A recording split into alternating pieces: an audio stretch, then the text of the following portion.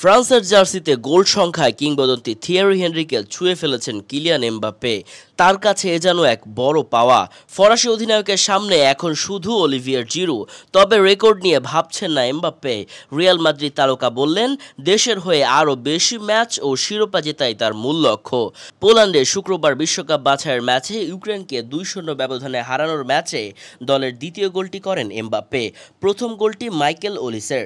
ম্যাচের 82তম মিনিটে করা ওই গোলে দেশের হয়ে সর্বোচ্চ গোলদাতার রেকর্ডের তালিকায় হেনরির পাশে বসেন এমবাপ্পে। দুইজনের গোল সংখ্যা 51টি, 57টি গোল করে চূড়ায় অলিভিয়ের জিরু। ম্যাচ শেষে ফরাসি টিভি চ্যানেল TF1-কে দেওয়া এক সাক্ষাৎকারে এমবাপ্পে বলেন, হেনরিকে স্পর্শ করা তার কাছে সম্মানের, তাকে আমি কুর্নিশ জানাই, তবে এখন তাকে ছাড়িয়ে যেতে চাই। গোল সংখ্যায় তাকে স্পর্শ করতে পারাটা সত্যিই সম্মানের। সবাই জানে আমাদের ফরাসিদের কাছে তিনি কি, স্ট্রাইকারদের কাছে আরও বেশি। তিনি আমাদের জন্য পথ তৈরি করে দিয়েছেন এবং তার প্রতি আমাদের অনেক শ্রদ্ধা এবং ভালোবাসা। 2024 ইউরোপিয়ান চ্যাম্পিয়নশিপ শেষে আন্তর্জাতিক ক্যারিয়ারের ইতি টানেন অলিভিয়ের জিরু। তাই তাকে ছাড়িয়ে রেকর্ডটি এমবাপ্পের নিজের করে নেওয়া কেবল সময়ের ব্যাপার। তবে রিয়াল মাদ্রিদ তারকা এটাকে খুব একটা গুরুত্ব দিচ্ছেন না।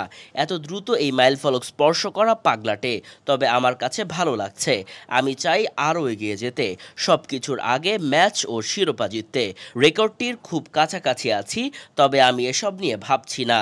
তবে এটা সত্যি যে ফ্রান্সের দলের হয়ে ইতিহাসের সর্বোচ্চ গোল করা ছোটখাটো কোনো বিষয় নয়। 2017 সালে জাতীয় দলে অভিষেকের পর থেকেই উজ্জ্বল এমবাপ্পের আন্তর্জাতিক ক্যারিয়ার। 2018 সালের বিশ্বকাপ, 2021 সালের নেশনস লিগ জিতেছেন তিনি। ফ্রান্সকে সামনে থেকেই নেতৃত্ব দিচ্ছেন নতুন প্রজন্মের এই তারকা। আজ তবে এ পর্যন্তই।